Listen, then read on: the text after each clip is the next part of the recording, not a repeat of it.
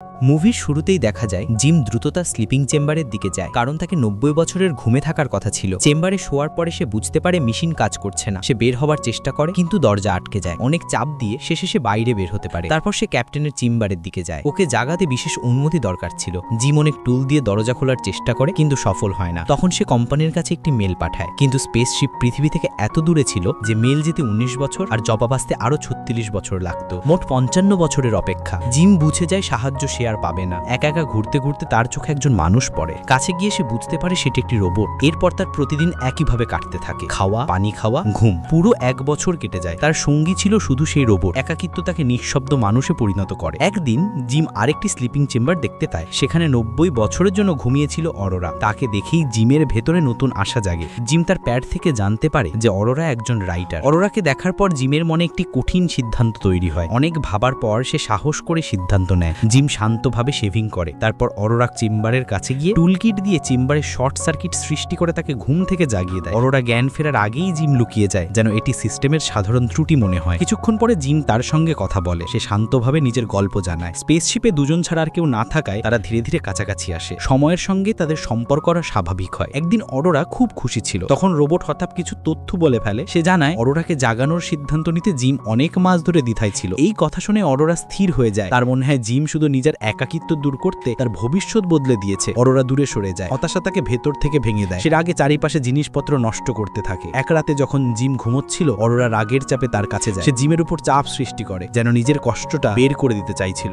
Gym কোনো প্রতিক্রিয়া দেখায় না। সে সবকিছু মেনে নেওয়ার মতোই শান্ত ছিল।